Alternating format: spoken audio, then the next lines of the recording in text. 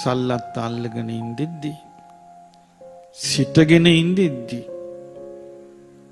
අපේ බෝසතාණන් වහන්සේ මව් කුසින් බිහි වුණා. බිහි වෙනකොටම දෙපැත්තෙන් උල්පත් දෙකක් උඩට ආවා. වතුර උල්පත් දැකලා තියෙන උඩට වතුර උල්පත් තිනවා. ඇවිල්ලා මෙහෙම පහළට වැක්කිරෙන්නේ. ඒ වගේ ලා රස්නී උල්පතයි ලා සීත උල්පතයි දෙන්නම නෑවිලා ගියා. ලස්සනට ඇති නේද? ඊට පස්සේ මහා බ්‍රහ්ම රාජයා රත්තරන් වස්ත්‍රයකින් පුත් කුමාරයා අතට ගත්තා. සක්දෙවිඳු අතට ගත්තා. සතරවරන් දෙවිවරු අතට ගත්තා. කිව්වා දේවිය සතුටු වෙන්න මහා පිනති සිඟිත්තෙක් උපන්නා.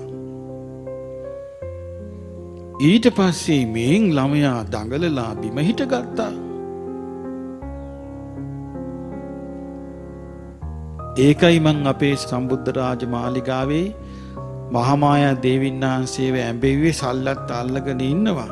පාත් වෙලා අත දික් කරනවා බබා වැටි කියලා. පුංචි බබා මොකද කළේ? නැගිටලා ඇවිදගෙන ගියා නෝවේ. ඇවිදගෙන යද්දී අඩිය උස්සනකොට අඩිය තියන්න නෙළුම් මලක් එනවා.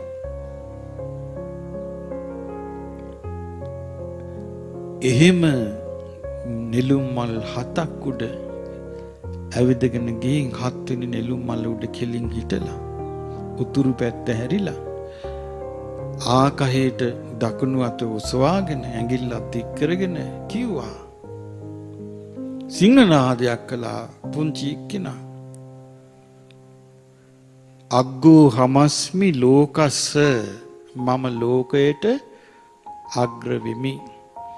ජෙට්ටෝ හමස්මි ලෝකස්ස මම ලෝකයට වැඩිමහලු වෙමි. මේ සිඟිත්තා කියන්නේ. සෙට්ටෝ හමස්මි ලෝකස්ස මම ලෝකයට ශ්‍රේෂ්ඨ වෙමි. අයමන්ති මා ජාති මේ මගේ අවසාන ආත්මයයි. නාති දානි පුනබ්බවෝ නැවත මට ඉපදීමක් නෑ කියලා. ඒකේ විදිහට මේ ඉෂ්ට වුණා වයස 35 දී.